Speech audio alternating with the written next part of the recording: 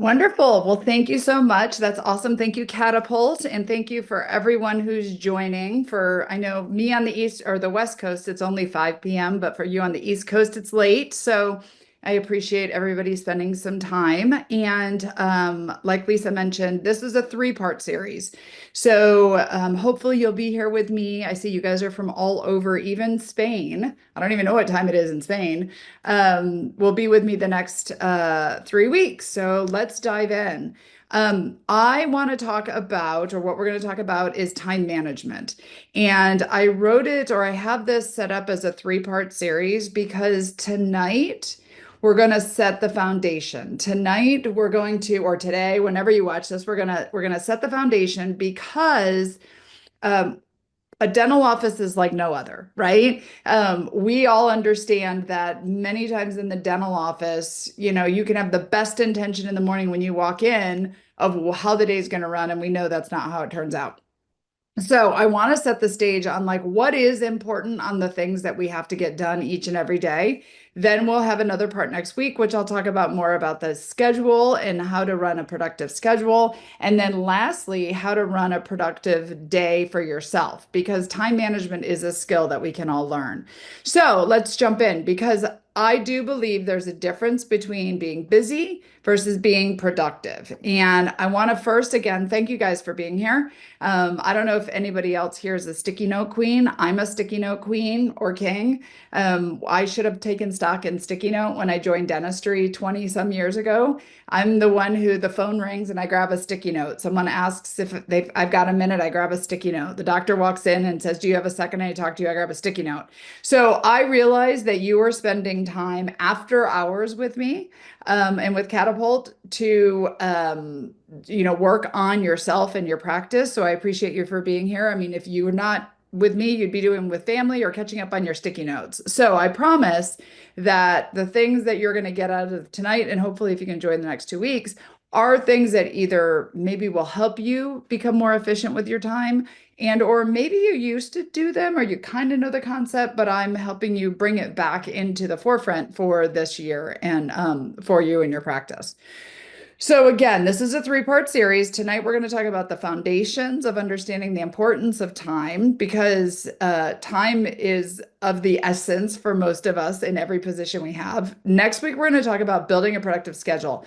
It is surprising to me how many offices, schedulers, office managers, dentists understand basic concepts of a productive schedule, but have never really been taught how to run a productive schedule. What is a productive schedule? And the reason that I'm doing that as the second step is that if the schedule is always running us, we're never going to have any time to get to our tasks and duties that we have, whether you're a dentist or an assistant or a hygienist. So we need to be in control of the schedule so that we do have time to get to number three, which is reclaiming more time, finding more time in our days to get stuff done because there's always something to do and never enough time, right? Which leads me to this. No matter where you are, Spain, San Diego, or Boston, I was going to say Yankee. I'm going to Yankee in a couple of weeks if you're in Boston. Texas or Florida, it doesn't matter. The one thing that's the same in all of our offices is time is the rarest commodity that we have. We get up in the morning, we go to the office, we're like, I have this list of stuff that I'm going to get done. You have your sticky notes in front of you. And then it's 3 o'clock in the afternoon, and you're like, I barely went to the bathroom. I didn't get to eat lunch. Where did the time go? And it doesn't matter what position you're in. Many times, any position, we just feel like we're always running to catch up. We always have a million things that we have to do, and that the schedule is running us. And so, what I want to try to do in this three-part series is to first recognize what is important about what we're spending time on, like what is the most important things, then, like I said, the schedule, and then ourselves. So let's dig in. I start this series with a story, and I always start with this story when I talk about concepts like this about my mother. Now, this is not a picture of my mom. She represents my mom. I don't want to put a picture of my mom and talk about her to everybody in the world, but this picture is to remind me of a story of my mom a few years ago My mother is, if you met her, if you saw her at a restaurant or out, shopping, you'd say, "Oh, she's a sweet old lady." And yes, she's an amazing person. However, she is a little high strung. She's a little bit of, if she doesn't get sat in the right place in the restaurant, if she doesn't have the right kind of toast, if it's not toasted right, if she loses her cell phone, if she doesn't get great customer service, she can be a little uh she has high expectations, I should say. Well, because of that, she ended up in the hospital because she was having heart conditions. And I'm sure it's not just because of anxiety, but she ended up in the hospital, and the doctor she was seeing had her on certain medicine for her heart. And now she's in the hospital and she's not doing well. And she's seeing another cardiologist at the hospital who run a bunch of tests and realized that the medicine she was on was the wrong medicine for her condition. So the new cardiologist in the hospital changed her prescription. She feels great. She's out of the hospital. Everything's wonderful. So a few weeks after she's out of the hospital, I call her and I say, how are you doing? She's like, I feel great. I'm like, that's amazing. And I'm like, so things must be going well with a new cardiologist. And she says, no, actually, it's terrible. I refuse to go to him ever again. And I'm like, wait, what do you mean? What happened? Like, you just said you feel wonderful. And she says, I refuse to go to him. I need to find a new cardiologist. And I'm like, something major must have happened, right? Just a few weeks ago, we find this great cardiologist. Now she doesn't want to go see her heart doctor. And I said, what happened? And she said, well, I'll tell you what happened.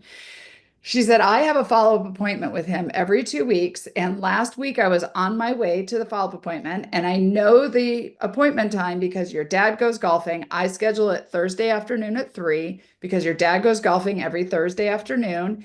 And then the plan is to go to the doctor's appointment and then meet up with your father for dinner. They like to have senior dinner, for those that know, like the early dinner.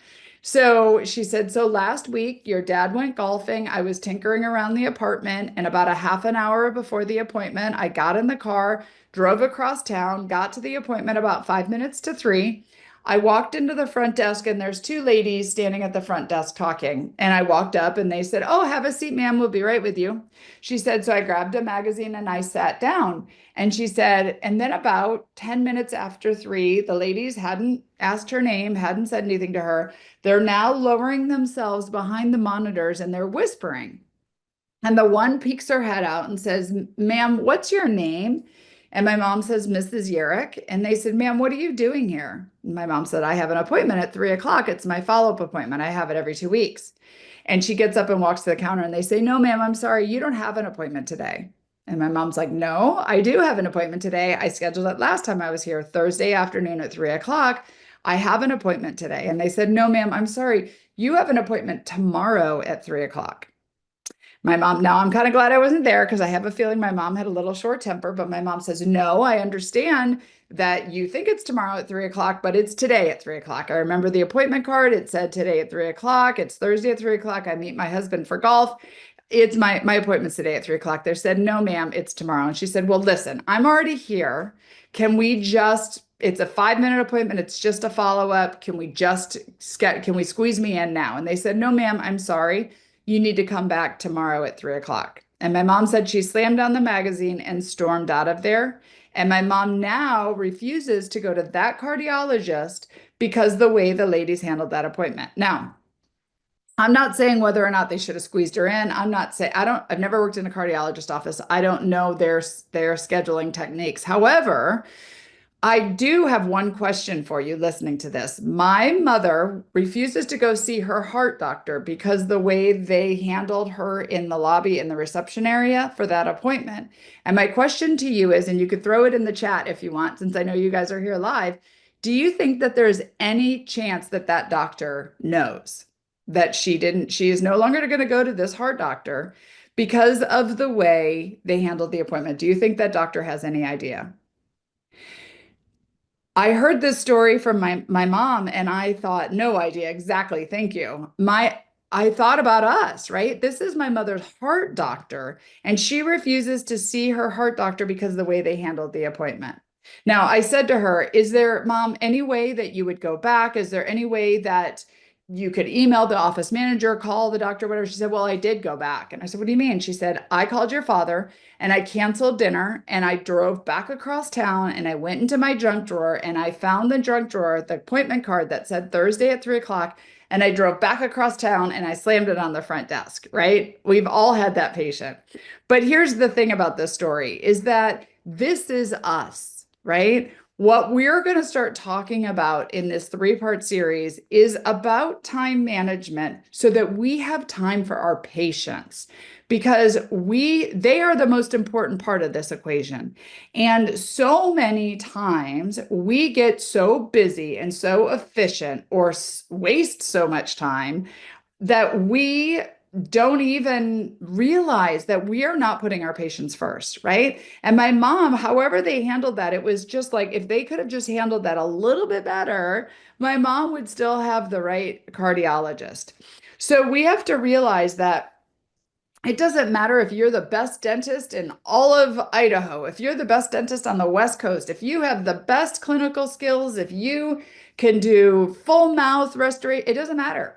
Really doesn't matter because patients don't judge us on our dentistry. They judge us on their experience in the office. They judge us on how we treat them. They judge us on how they feel when they're in the office. If I were to go out on the street right now and ask some people, which would be weird, tell me about your dental experience on the street. But if I were, the patients, the people walking down the street wouldn't be like, oh my gosh, let me tell you about my dentist. They look at the shade match. Like, look at how great, look at the margin on this tooth. Like, they don't know about our dentistry, right? Maybe they know, if you did cosmetic or you got them out of pain, but most of the time they're talking about bedside manners. They're talking about how the front office team handled them, right? Or they leave a Google review, the good, the bad, and the ugly, right? They're only going to talk about amazing things or negative things. They judge us on the experience. And so when we start talking about time management, when we start talking about being productive, part of that time management is what's important. And yes, we have to deal with insurances. And yes, we have to turn over rooms. And yes, we have to sterilize. And yes, we have to, do the paperwork, but not in lieu of our patients because they're the ones who are paying the bills. If we don't put our patients as a priority, they can very easily go find another dentist. So, who am I? What is my story? Well, it's not like when I was 5, somebody came to me and said, what do you want to be when you get older? And I said, I think I want to be a dental office manager. That sounds fun, working in a dental office, right? Fridays off, get off at 5 o'clock. I didn't grow up thinking about working in a dental office, and most team members don't. Doctors, you may have dreamed of being a dentist since you were young. Hygienists, maybe assistants, but most of us in the front didn't grow up thinking we're going to work in dental offices. And so I know I got thrown into dentistry because I married a guy. I married a guy in undergrad and I said, "What do you want to be when you get older?" He said, "A dentist or a mechanic." And I honestly was hoping he would go for mechanic because I've had big dental fear. I didn't have the best care as a child in the dental chair, but he decided to be a dentist. And that's how I got into dentistry because I was married to him all through dental school. And I know in dental school, he went to one of the best dental schools in the country. They didn't teach him anything about how to run the practice. They didn't teach him time management. They didn't teach him, how to be effective with the scheduling. They taught him dentistry. And thank goodness, because he's an amazing dentist. But I knew when he started our practice, like he didn't know anything about the rest of how to run the business. So I'm super excited that you're here because we looked at the registrations tonight and like 75% of you are dentists. And so I acknowledge you for being here because it's so key for you to understand how your business should run, to be educated in these areas. And that's really what we're going to jump into. So like I said, I got into dentistry because I was married to a dentist. I would like to put this out there. I'm no longer married to the dentist. I did 22 years. I say I'm a recovering dental spouse. I like to say that, jokingly, but I went through dental school with him. We opened a practice on the East Coast. We sold the practice. We moved to San Diego, California. We opened a practice on the West Coast. And during all of this time, with all of my dental friends that have bought and built practices, I was asked over and over and over again if I would help consult and coach in their practices. I have my bachelor's degree in human resources and my master's degree in organizational development, which is basically change management. It's how to run businesses and help them adapt and change. But I knew I didn't want to be a consultant. My background is in sales and recruiting. That's what I was doing. So I was hiring and leading teams before I got into dentistry. And then in 2002, I walked into our dental office knowing nothing about dentistry. I knew how to hire, I knew how to fire, I knew how to manage, I knew how to lead, I knew how to do everything about the business side of things, but I didn't know anything about dentistry. I had to learn, and there was no webinars like this. There was no internet back then where you could just jump on and learn things. I had to read articles and go see the speakers and really kind of try to figure it out on my own, which I did very successfully, thank goodness, and then have done that both East Coast and West Coast. But the one thing I had seen over the years that I thought was needed was that we weren't focusing enough on team training. See, we feel like we have to hire people who have dental experience when we really don't have to hire them. With dental experience, we can teach them the dental. I learned dental. We want to hire people who are good at communication, customer service, time management, right? And those who haven't been taught these things, we need the ability to be able to teach them. And so that's why I started Front Office Rocks. And I'll tell you about more about Front Office Rocks in a minute, but it's an online training platform for dental teams. In 2011, then I found an organization called ADOM, which is the American Association of Dental Office Management. And that was the organization that I went to as an office manager. I remember going to my first conference going, oh, I found my people. Because ADOM was there to support the office managers and still is. ADOM's celebrating, I think it's 20th year this fall. We have our conference coming up, and I am now very involved with ADOM. I run a leadership program for ADOM. I run a mastermind with ADOM. And so I'm all about the team, right? And so I've sat in the positions that your team members have sat at. I've been an office manager of multiple different dental offices, and I've had to learn dentistry. And that is why I'm here with you today, is to try to help you learn the business side of dentistry. And then in 2016 was named one of the top 25 women in dentistry, which God, that sounds like a long time ago now, 2016, geez. But that's pretty good from somebody in 2002 who knew nothing about teeth or surfaces or codes or any of the dental stuff. So let's jump into it. I already see, is there a question about, is there going to be a recording? I believe that this will be on the Catapult website when this is done. I think they said give them 48 hours or so. And then the other thing is at the end of this presentation, I will have a QR code that you can scan, and all of the PowerPoint, I'll email it to you. So the whole PowerPoint will go to you if you scan the QR code at the end, and the recording will be available to you in 48 hours. So I want to talk about what I feel is the growth accelerator for dental offices. The way, again, I'm not a consultant. I don't go in office. I don't coach. I don't lead doctors. I train. That's what I feel like I do. But I do feel like there are some key elements to running a successful office. And I play a part in this because I'm all about developing. But one of them is that you have to attract the right people into your place of business. You have to attract the right patients. You have to attract the right employees. You have to hire the right people. You have to attract the right energy, would you say? Not to be woo-woo, but I'm out of California. Because what you bring into your four walls, you can have an impact on. See, there's a lot of people who will sit and blame outside factors. They're going to blame, there's a lot of offices and dentists who will say it's the economy, it's the president, it's the politics, it's the competition across the street. And yeah, all those things are factors. Like we have real things going on that make our businesses do well or not do well, but you can't control those things out of your four walls. But you can control what happens within your four walls. And what we're going to talk about tonight, tomorrow, tonight, next week, and the week after is things you do have control over. One of them is, who do you attract into your space? Who do you bring into your space? Because there's a lot of people that I know, a lot of dentists who will say, well, my team members won't do what I tell them to do. Ultimately, do you pay them for a job? Do you have the right people in the right seat on the bus, right? We want to attract the right people to our team. The second thing we want to do is we want to develop our team, which is what we're doing here. We want to develop your skills. We want to develop your team skills. We want to develop amazing treatment plans for our patients. We want to develop things in our business that's going to help our business grow. And then lastly, which is why I'm so excited, there's 75% of you are dentists, is we want to have somebody driving the bus. See, we can have an amazing team. I'm going to talk about a high performing team later. We can have amazing office manager. We can have amazing hygienists and assistants and front office team members. But at the end of the day, there's only one person who needs to be driving the bus. That is the dentist. Because there are so many dentists that I know who their name is on the wall, but ultimately they're not in control of their business. You know, they want to do things, change, adapt, bring in new technology, work on whatever, and it doesn't happen because somebody else is sitting in the driver's seat.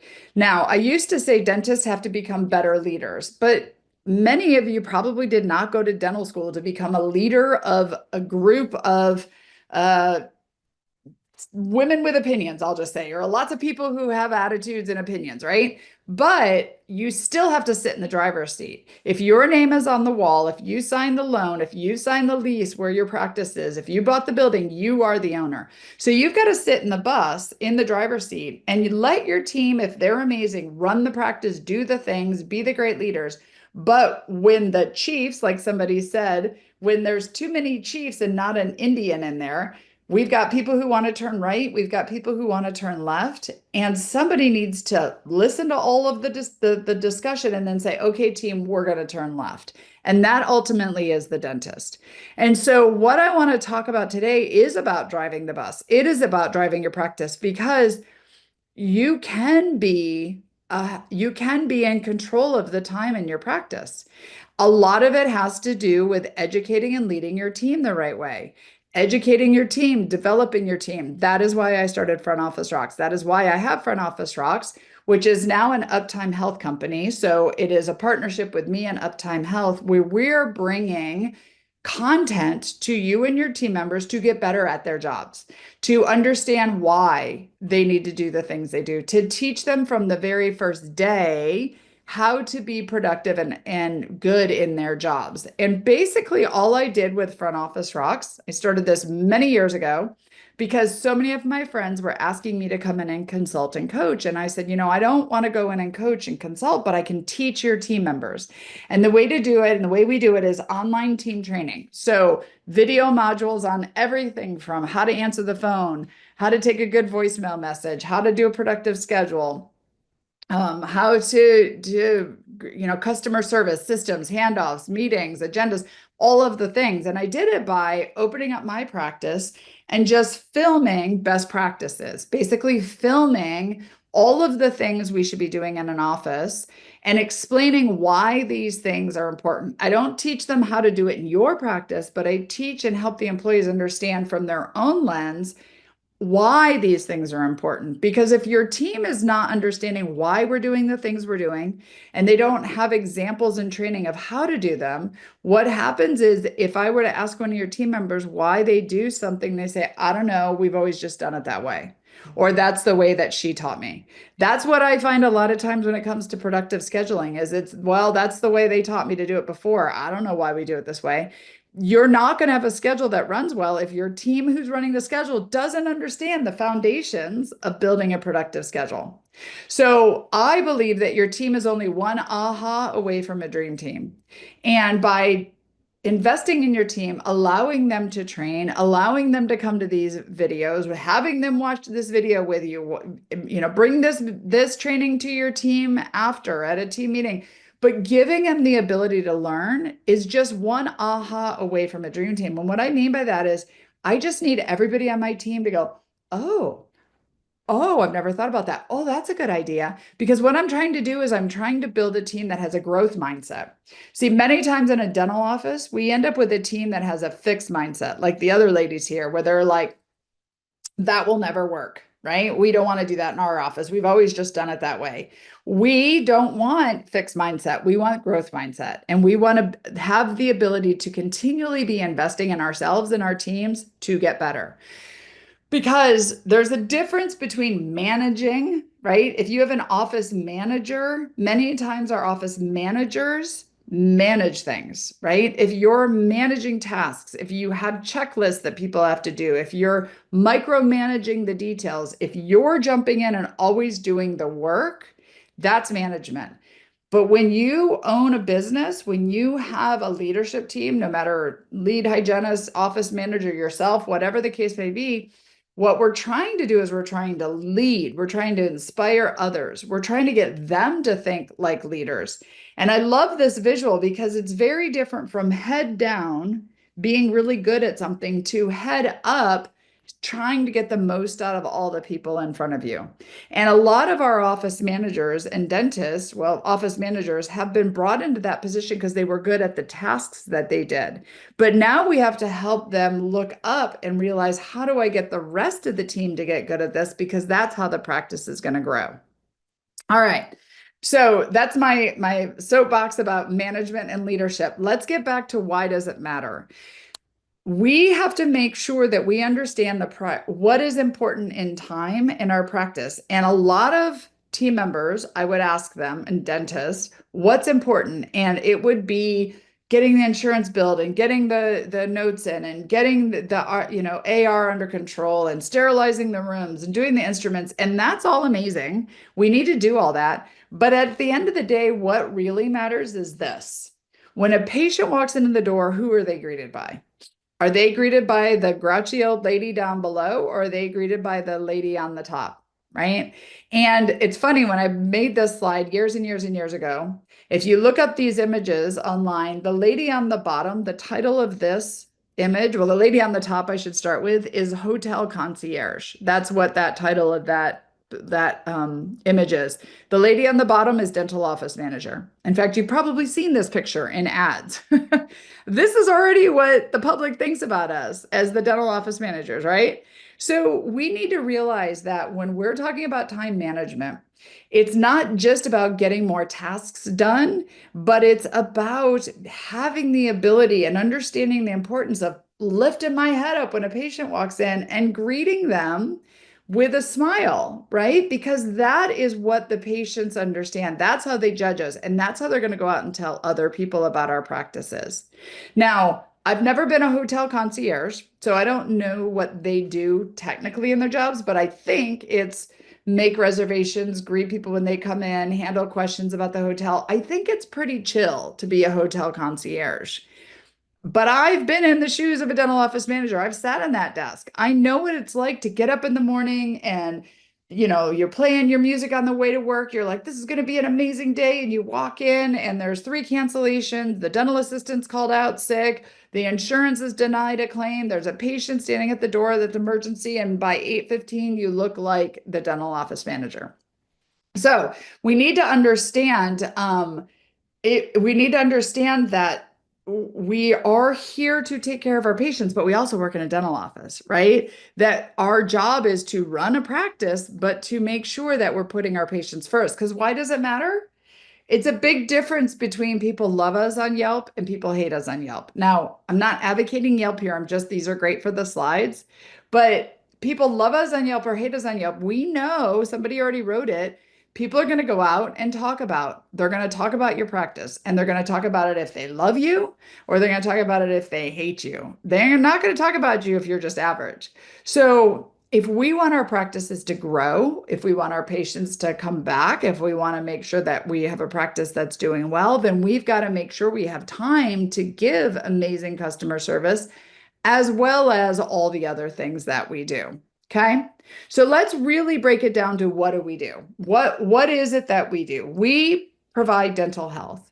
We help our patients live longer and live a better life, right? We help them maximize their benefits. Like, we are their healthcare providers. We know that they should be coming to us every 2, 4, 3, 5, 6 months. We know that they should be taking care of their teeth. We know we are here to help them. However, what do our patients think we do? We put drills and needles in their mouths and they're going to pay us thousands of dollars for something nobody's ever going to see. And half the time it doesn't hurt before you touch them, right? So we know that we're their healthcare provider, but we have to understand that patients don't like to come to the dentist. I know that might be shocking to you, but people don't want to come to the dentist. They don't want to spend money at our businesses. We are not on the top of their list of excitement.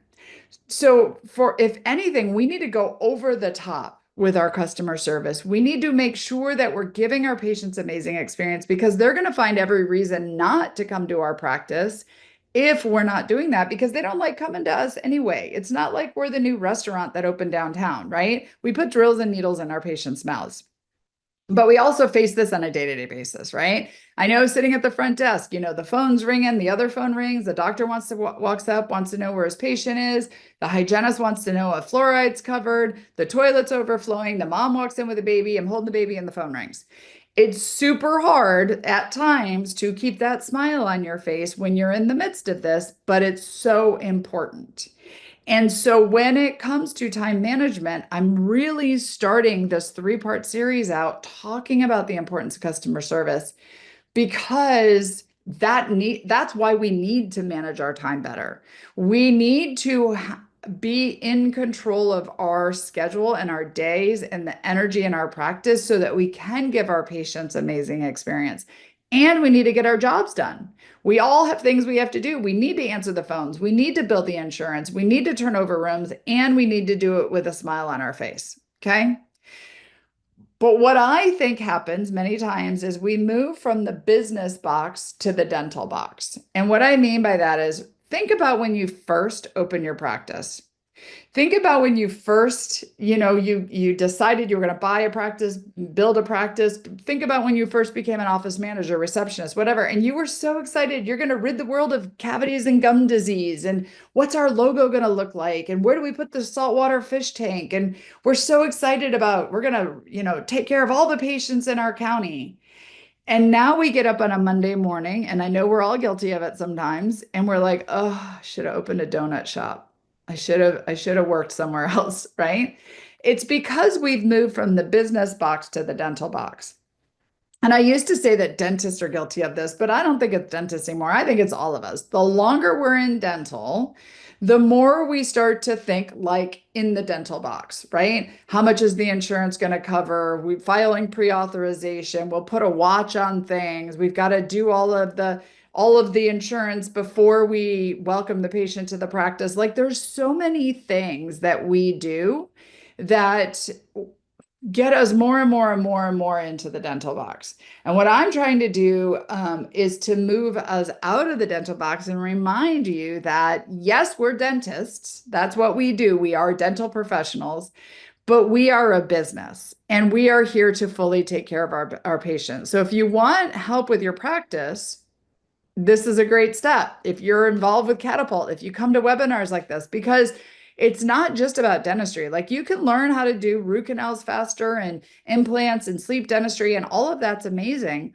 But if your team doesn't know how to implement it, if you don't know how to schedule it, if you don't know how to talk about money when it comes to the patients, if you don't know how to have time to have meetings to talk to your team about how to do these things, then you're going to be stuck in the dental box. So let's get out of the dental box. Now, I'm not going to go in super in depth in this because of time, and I have a lot of this basic stuff on Front Office Rocks. But to give you an overview of what I think the team needs to understand and dentists on what a rockstar dental office looks like. And I'm a huge advocate of using practice management metric softwares like Dental Intel or Practice by Numbers or all the other ones that are out there.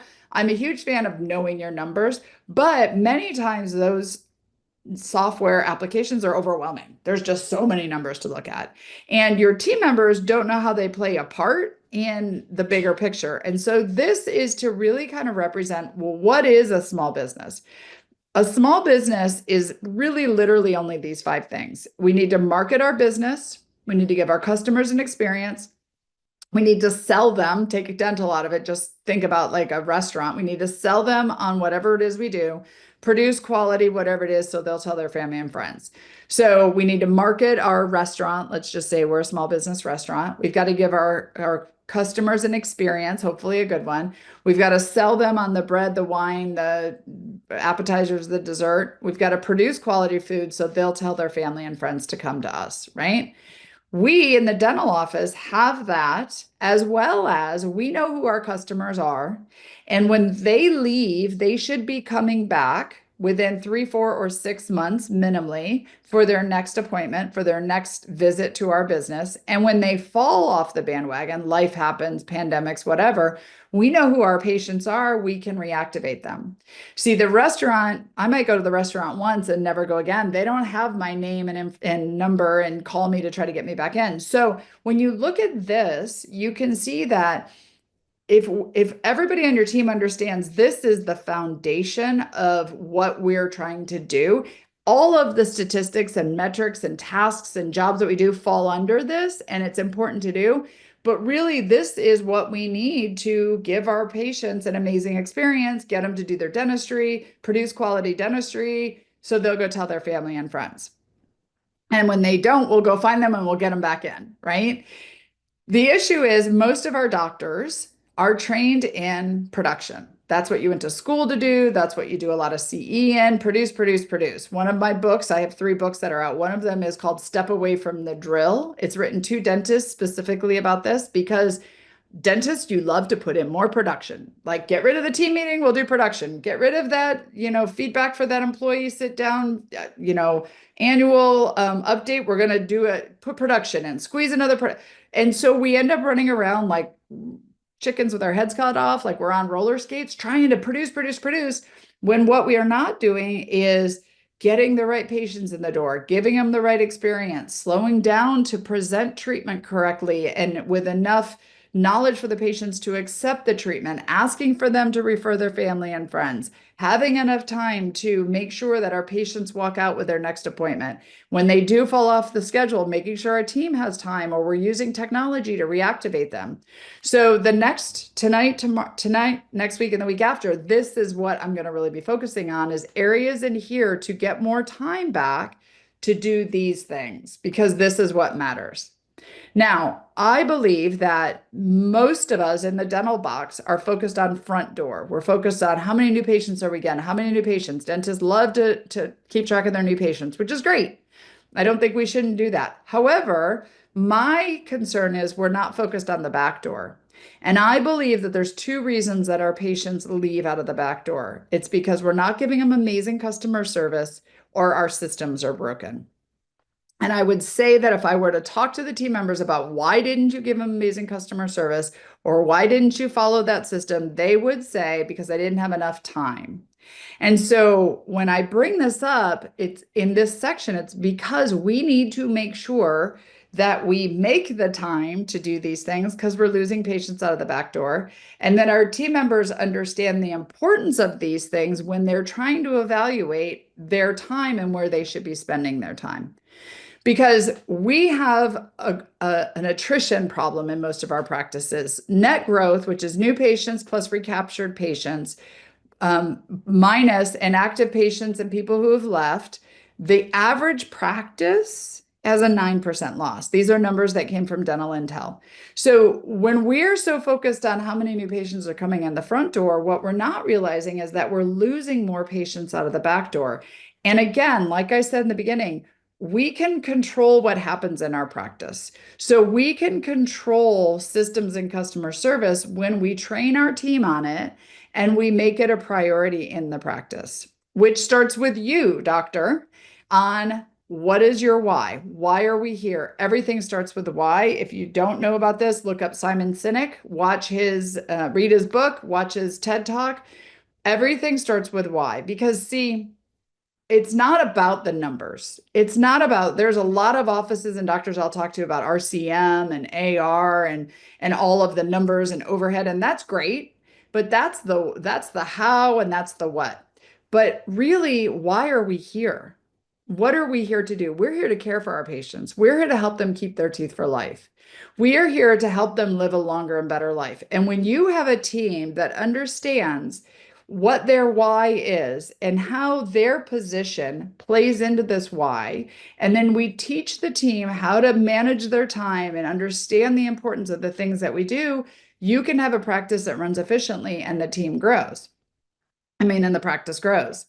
But what we have a lot of times is we have a lot of busy teams, right? We have a lot of busy practices. Everyone's busy. I asked the doctor, what are they doing? And I don't know, they're busy. Great. What are they working on? Busy. They're busy being busy. Everyone's busy. Everyone comes in. And when you're busy, it feels like job security. But what we're not doing is understanding what our intention is behind all the things we do so that we are all reaching towards the same goal. So it's the job of the dentist and the office manager and the leadership team to set that goal for the team. It's early in the year. This is the time you do it. But then we also need to have our team members trained and understand what their actions are and how they play into the goal. What's the intention behind it? Because they're going to be a lot more effective when they understand the intention behind all the tasks that they do. See, if I ask them why they do something and they say, I don't know, we've always just done it that way, they're not going to be as effective as, well, it's important that I make sure the patient leaves with their next appointment so that we don't have to track them down later, that they're in the schedule and they'll come back for their appointment, right? When the team understands the intention, it's going to be much better. So for me, everything that has to do with the front office, what we do up front, I have one thing that I think is our intention, and that is butts in the chair. Ultimately, butts in the chair. See, my job in the front office is to do everything with the goal of getting our patients' butts in the chair. And when their butt shows up in the chair, you know what else shows up? Their mouth. And then clinically, our team can take care of them with their dental health. So when it comes to verify insurance, making coffee, greeting our patient when they walk in, answering the phones, and getting their paperwork in on time, all of the things we do, ultimately, I can trace it back to the intention is butts in the chair. Because when the patient's butt arrives, so do their teeth. So we want to make sure that our why is really clear with our team, and that when we're teaching our team to do tasks, when we teach them actions, when they're doing the things like scheduling the patients or prioritizing their time through the day, that they understand what that task, how it plays into the bigger purpose. And then doctors, your job is to sit in the driver's seat of the bus and make sure that when we say we're going left, everyone on the bus is going left with us. But what happens is as we grow, many times we get so focused on other things, the what's in the house, we forget about the why. And the why is the reason we get up every day. The why is the reason we fight this fight, right? It's not easy working in a dental office. Part of the reason we're doing time management is because there's not enough time in the day. I barely get to go to the bathroom by 3 o'clock, right? It's not easy like a hotel concierge. So we need team members who are reminded regularly, and dentists, why we're doing what we're doing. So that when you do wake up on Monday morning and say, oh, you know what? I think I actually like working in a dental office. I don't want to work at a donut shop, but you have control over that. This is your practice. These are the things that happen within your four walls.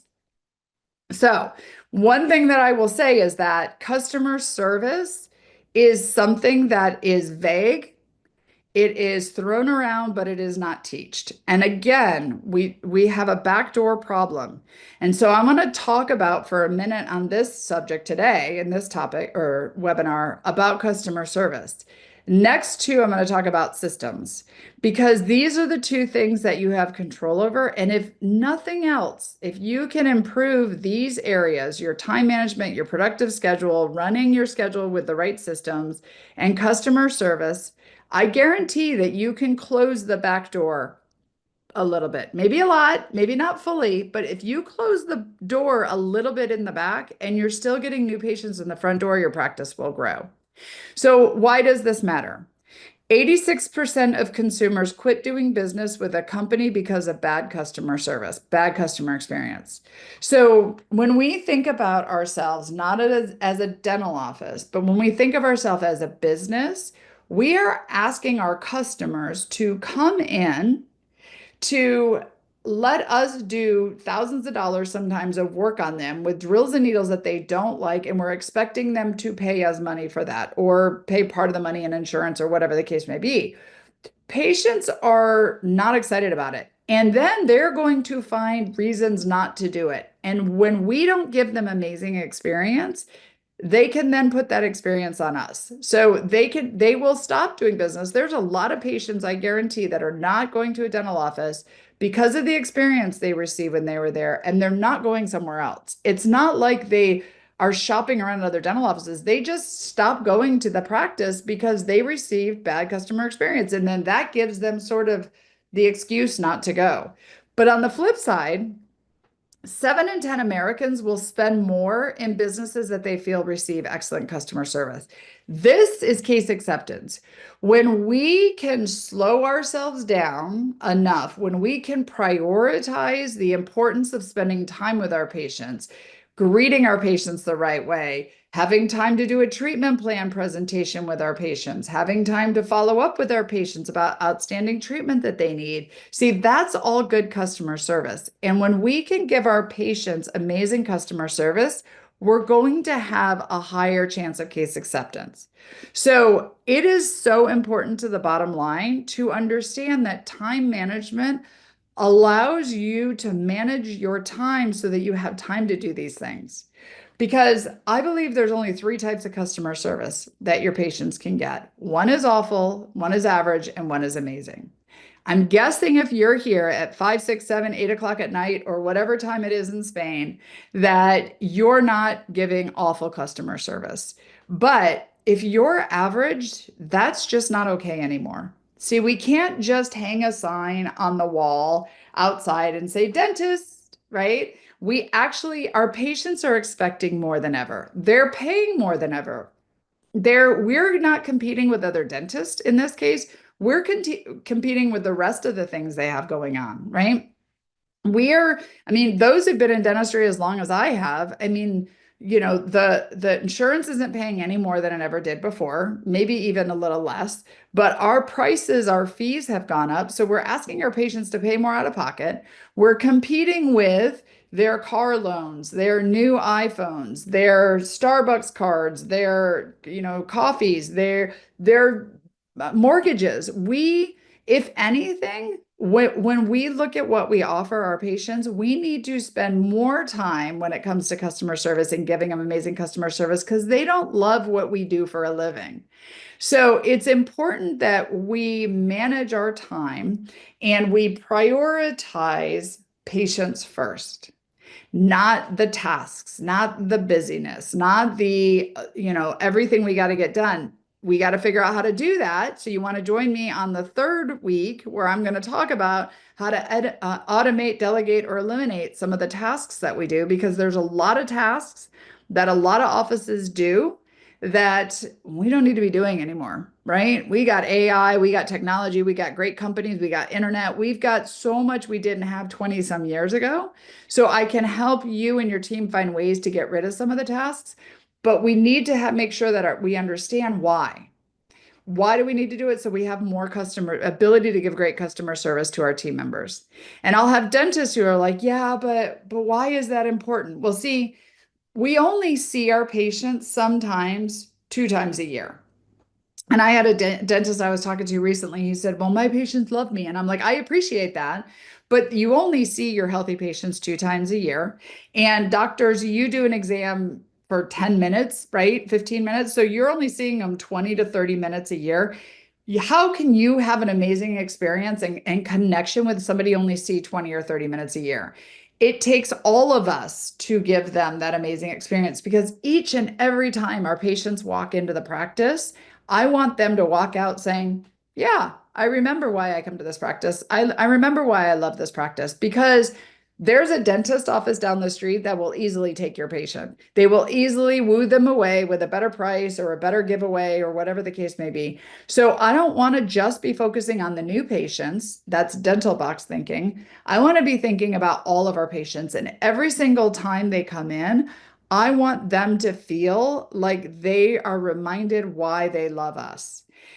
But again, customer service is a vague term, right? If I say to your team, I want you to give great customer service to our patients, One of your team members might think private shopper, Nordstrom, they hand me wine when I walk in, customer service.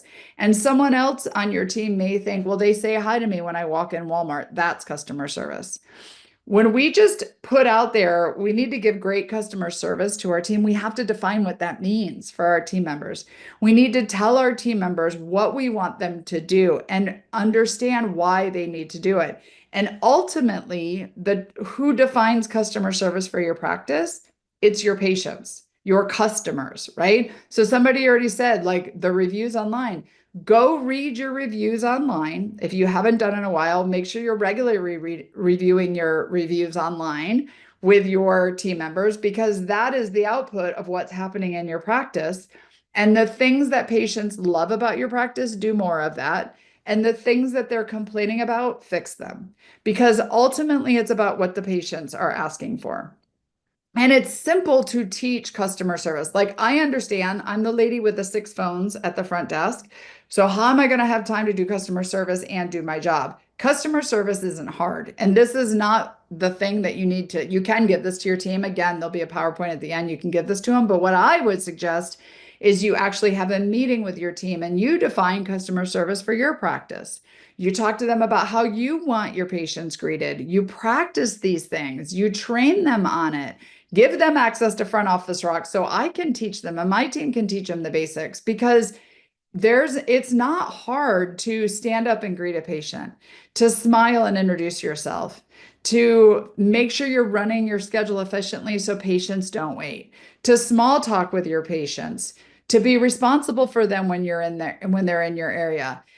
Again, we were so focused, or there's such a focus on hiring people who know dental. I would rather hire somebody who knows this, and this is innately part of their personality, and I'll teach them the dental, right? And that again is where Front Office Rock started, because I want people in my team who understand how to multitask, how to give good customer service, how to handle problems, how to talk to patients, how to have good communication skills. And if they don't know, then I want to be able to teach them. But your team is going to say, that's great, but it'd be great if I just didn't have all this work to do. And so it's a matter of balancing work and customer service. And in the second session, we're going to talk about, let's talk about the practice schedule, because it is true. We have a schedule that runs us. We have to make sure that we are doing everything to stay on time in our schedule. And in the third week, we're going to talk about all the tasks that our employees have to do and how to make us better and more efficient there, because we don't want our team and ourselves to look at our patients as the problem. We want to find every way to make our practice schedule and our tasks run better so we have more time for the patients. And so if your team members aren't here with you, I invite you to bring them next time and invite them to this. However, watch this and bring it to your team, because what I'm trying to help you do, or if you're a team member, yay, I'm glad you're a doctor or you're here for this. What I'm trying to do is I'm trying to help people realize that followers think and talk about the problems. I could list all the problems we have in a dental office. That's easy. But leaders think and talk about the solutions. And there are solutions to running your practice. And leadership, no matter what position you are in the practice, is not a title. It's an example. And doctors, you can set the example for your team. You can show them and train them and get the most out of them by being a good leader. That's very different than being a manager. Because what I'm trying to build, and what I hope that you can build from this and other trainings, is that we can hire a bunch of people and we can make them work together and maybe they can collaborate. But what I really would love is a high performing team, one that thinks like owners, that looks for solutions, that jumps in when needed, that cross trains each other, that work well together. That's how we're going to have a team that rocks.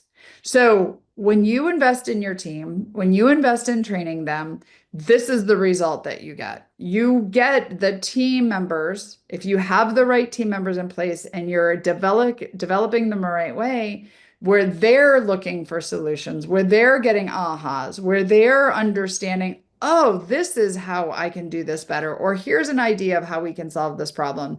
That's going to be less of getting stuff dumped on your desk at the end of the day and them leaving and you having all the problems to deal with.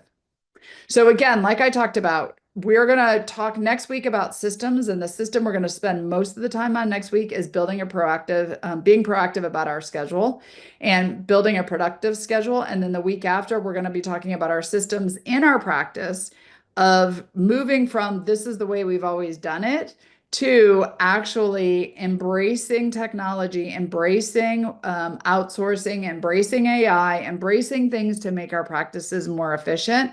So that will help us on the systems sides of things.